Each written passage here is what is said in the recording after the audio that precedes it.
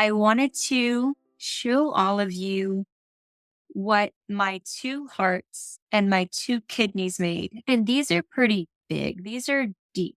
So for me right now, whenever I make these organ patties, I use 3 of these and it lasts me about 1 to 2 weeks, depending on how much I eat per day of them. And so, yeah, just wanted to show y'all. This is 2 beef hearts and 2 beef kidneys.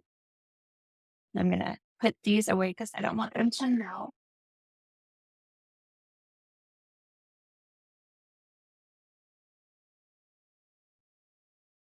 All right.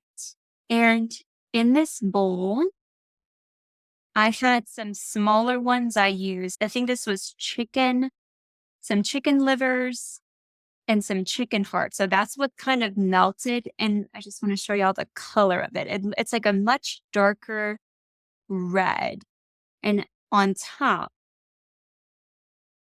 use this, on top is my ground beef. I have 3 pounds of ground beef here, but you are welcome to use whatever kind of ground beef, anything that you would like. You can mix and match it. I just had beef in my freezer, so I did the beef. And this is very, very simple. You are welcome to start with 1 cube or half of a cube. However you feel comfortable, I encourage you to slowly work your way up to it. But I find you can't really taste it. Maybe I've just acquired a taste, but your taste buds do adjust and acquire. So to this, I'm just going to add salt and maybe about 1.5 teaspoons. I just kind of eyeball it.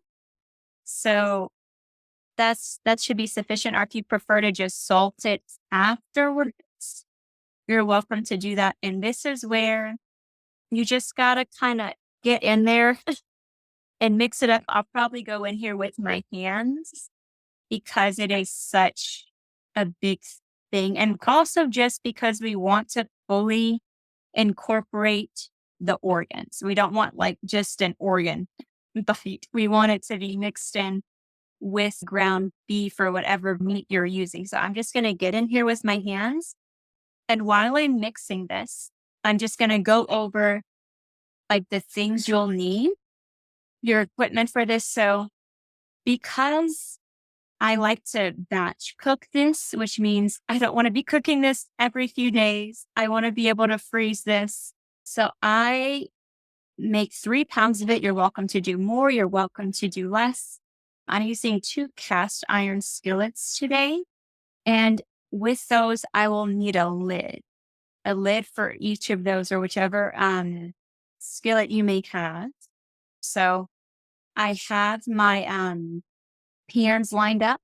And then at the other side of my counter, I have a pan ready to go to receive the cooked patties. And then I have some glass jars that I will put the cooked patties in. And a note on the jars, you don't want to put them in half gallons unless you're consuming all of them in one day. We want to freeze them in smaller batches because one, the histamines, we don't want to put beef in the fridge for too long. We want to kind of eat it rather readily. So I'll put maybe 2 days worth of beef of these meat patties, and that's depending on your protein requirements and how much you want to eat each day. You will also need water, a spatula to flip them. So I'm going to turn on. Okay, let's see, friends. I'm going to show y'all my setup. So I have here one giant pan, another smaller pan. I have my little receiving cool down kind of station where I'll have my cooked patties go in and my jars will be here. And we will need this water and I'll show you why. We want it to be kind of boiled, steamed, braised. I don't know what the exact term is, but a wet method of cooking, which is where we're at right now in this stage of eating. So here comes the fun part. You can do a patty. You can make it nice and flat. I'll just do a little bit of everything. So the patty, let's see, patty. Some people enjoy the spherical shape of a ball, which is nice, just a little ball here. I personally prefer the patty shape because it's easier to flip, but you are welcome to do it however you want. I'm working with 2 pans because it does go faster. So here's my first pan, and I'm going to be adding water to make sure the entire bottom has water in it. And then I'm going to cover it and let it hang out. It's probably going to be maybe about 4 or 5 minutes, but my heat isn't hot yet. Whenever it gets really hot, it'll go a little bit faster. And here's my second pan. 1, 2, 3, 4, 5, 6 are in here. I will let that hang out. And gosh, how many were in here? 2, 7. Okay. So that's the first batch. Oops. And this, just to give you a reference, this is how much I have left over after just that first round. All right, I'm just going to show y'all how we're looking here. So they're turning brown a little. So I'm going to give that maybe a few more minutes before flipping them. But another interesting way, you don't have to do this, of course, but something I've been doing for a few months now, it's because liver is like powerhouse of nutrients, is I will take raw liver, that like itty bitty pieces, and take those as like a supplement in the morning. So that's another way you can sneak in some organs. Liver's a powerhouse. All right. So I'm going to show y'all these real quick because it's time to flip.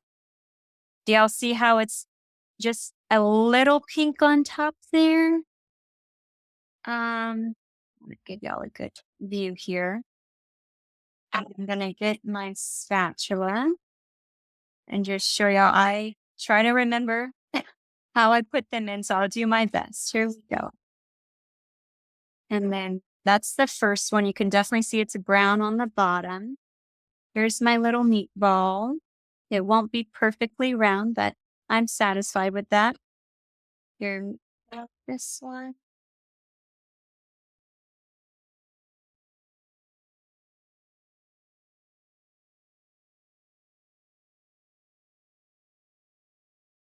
Okay. And so when I flip them, they're mostly cooked. They won't be much longer after I close this. Maybe about, maybe 4 or 5 minutes most.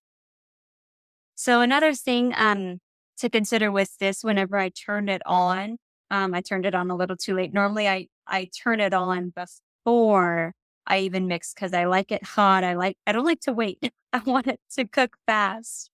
So I would say at most maybe 4 minutes per side if you have um a hot pan. And also, like, that was my size. My size was bigger patties. And a good test is just the color.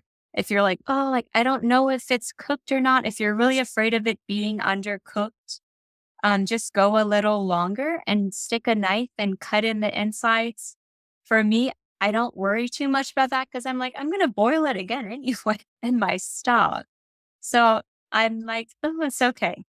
But whenever it's all completely brown, all around, it's done. So I'm gonna just show y'all that they're done. So look, here we are. They are done. I'm gonna get them out. There's no pink.